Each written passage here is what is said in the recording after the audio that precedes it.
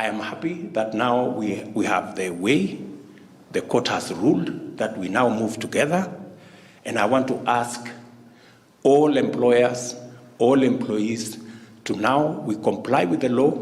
It is going to help our workers in old age so that they have the necessary support that they will get once they retire and they do not have the kind of energy they have today to work. And much more importantly, it is going to increase our savings as a percentage of GDP. And it is very important. Let me tell you why, good people. And I'm talking to you, and I'm taking a bit of time because you are leaders and you lead many other people. Why is it necessary for us to do this? Kenya, we are anywhere between 8, depending on who is calculating, between 8 and 12% of savings as a percentage of GDP.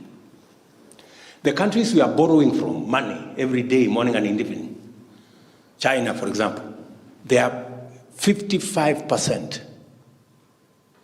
Everybody in China, first thing in your salary is saving.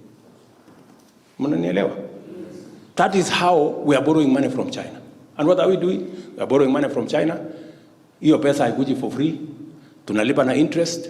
So yule jamaa kwa China pale, ile interest tunamulipa, tunamuongezea pesa. Na hiyo pesa tunatoa kwa Wakenya. We should be borrowing money from the Kenyan workers and paying interest to the Kenyan workers. So it does many things if we all agree to increase, enhance, and support the culture of savings. It will give the government of Kenya the resources for long-term investment, for long-term development. It will eliminate old age poverty from amongst Kenyan workers, and it will benefit the growth of our country. We can be able to run our development based on our own resources. In the finance bill, we are going to go with to Parliament. We are going to make sure that things that can be manufactured in Kenya, items that can be assembled in Kenya, it is imprudent for us to undermine our own employment in favor of finished goods from other countries. You know, we just have to be realistic because every country has interests. So that is the framework I want us to work with. Sijui kama hiyo framework ni mzuri? Na mmesikia sijasema ati mkuje mkue wanachama wa Kenya Kwanza, hapana. Na hiyo sijasema. That is not how I want us to work. I want us to work for the people of Kenya. Siasa kila mtu atajiamulia. Si ndio? Siasa kila mtu atajiamulia vile unataka, hiyo na hiyo ni demokrasia, ni kitu mzuri. And that is why hata marafiki zangu wale tulikuwa tunashindana na wao, I have no issue with anybody. Tumemaliza uchaguzi.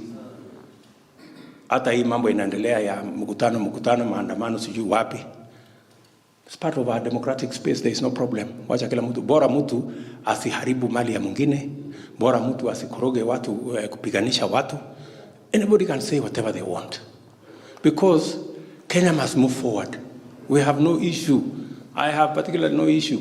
Kwani mtu akienda kufanya mkutano moja pale ananizuia kufanya kazi ya rais? Si mimi naendelea na kufanya kazi ile mmenipatia. Na serikali tunaendesha mambo inasonga mbele. Ile kitu mimi siwezi kubali ni ile ukora tulikuwa tunaambiwa lazima kuwe na handshake ndio sijui nini. That one I will not agree. We want to move the country forward, and we cannot be discussing always what is in it for the leaders. When are we going to have a conversation? What is in it for the workers and what is in it for the ordinary Kenyans? That's the conversation we must have. Tunaelewana? Yes. We must begin to shift the conversation. It's not just about us as leaders. It is about the people who put us in the places where we are. And that is my primary, and that is the primary concern of us as a government. Hii Hustler Fund, ambaye ni It's now going to 3 months. We have already saved 1 billion shillings. In 3 months, na kwa sababu tuli insist, every borrower 5% unaweka, sio kwa serikali, ni pesa yako. Unaweka kwa saving yako, whoever is borrowing. You know, it's your money, but we are saving it so that you can use it on a rainy day. NSSF, which is 60 years, I think. Yeah, 60 years. You have the savings in NSSF is 320, 330 billion. Sasa, 60 years, 300 billion. 3 months, we already have 1 billion. We can get 360 billion, hiyo mumesave kwa NSSF for 60 years, we can do it in 5 years. Unanielewa? That's how transformative the country can be. And that is why I'm persuading you, please, good people, let us welcome to the new thinking so that we can achieve miracles if we work together. Tunaelewana? Hii matatizo mnaona tuko nayo Kenya ni kwa sababu sisi kama viongozi we have failed to. So just so that I summarize. So tumekubaliana tutafanya hii kazi pamoja ama mnataka tufanye namna gani?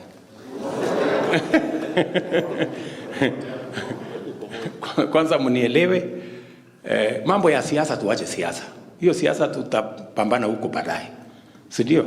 Na kila mtu wako na ufundi yake na vile anayojua kupanga. Hiyo tuweke kando.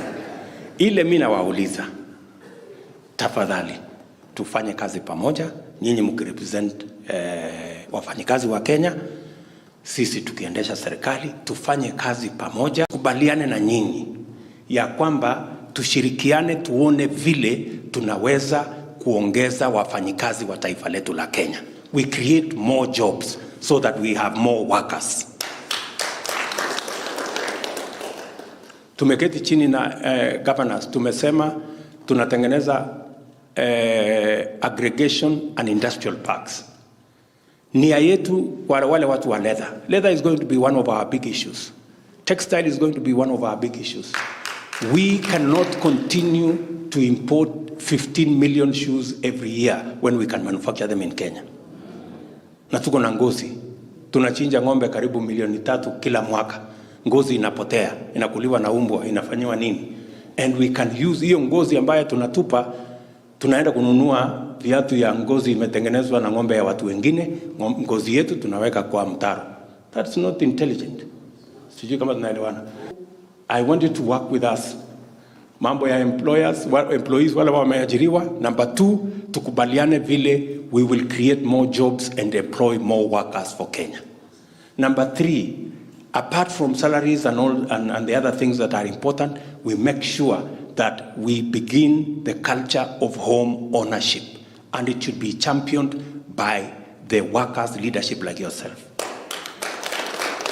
That progressively, nimesikia watu wa Kupet na Nat wanasema ya kwamba walimu. Why not? Teachers should be among the primary beneficiaries of our affordable housing program, and all the other workers to follow suit. Number 3, we work together to actualize mambo ya universal health coverage, because every worker, unless they are healthy, their productivity is not guaranteed. Sindio? And we have agreed that we are going to start from the bottom. My good people, Panyako na huyu mungwana daktari, yeah? Musitusukume sana tuongeze mishahara ya wale wako. Let us work together. How do we hire the 100? We have already undertaken as national government and county to hire an extra 100,000 health workers at the bottom of the pyramid, pale chini. Tunaelewana?